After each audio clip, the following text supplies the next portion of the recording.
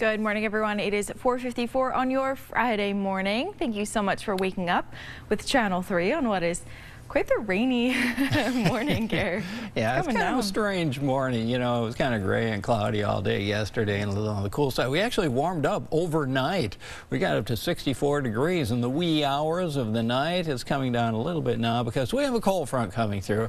That's what's bringing what you see on the radar right now. Take a look at that. We got some pretty good downpours going on, especially where you see those yellows and reds up to the north, going through Franklin County right now. And this is the brunt of this system that's coming on through, and that's going to be pushing off pretty quickly up to the north and to the east. So the heaviest of the rain really just going to be over the next couple of hours. There's another batch back to the west over northern New York, but this is also kind of trending northward.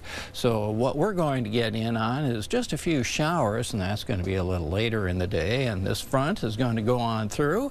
Behind it, things settle down quite a bit. Still a few clouds around, and that's going to be the case over the weekend. But all in all, the weekend is looking a little better. It's looking drier, but a little on the cooler side because of the colder air that's coming in behind it. Here are the temperatures that we're starting out with. So it looks actually fairly mild out there. This is pretty close to what we expect for high temperatures these days. We do have a 49 at Morrisville, 47 St. Jay, 45 up at Berlin, but a lot of the rest of us right now in the low to mid to even upper 50s. 59 down in Bennington, 57 Plattsburgh, and we're at 58 here in Burlington with that rain coming down. The winds are south, 9 miles per hour, and the pressure on the way down 29.63 inches. So here's how it's going to play out as we go through the day today. The heavier batches of rain moving off to the north and to the east. So we're just looking at a few scattered showers really for the rest of the morning and into the early afternoon, and then we may break up the clouds just a little bit before the end of the day. Maybe see a couple of rays of sunshine.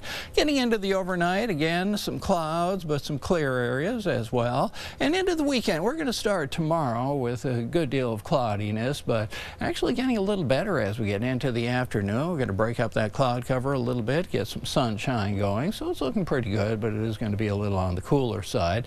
That's going to be the case as we get into the day on Sunday too. Just a little bit unsettled. We might see just a quick sprinkle, even a mountain flurry as we get into the day on Sunday, but most of us are going to be staying dry. Temperature wise, well, we're pretty much at our high temperature right now. They're going to hold steady, in fact drop off a little bit as we get into the afternoon, so kind of staying in the mid-50s.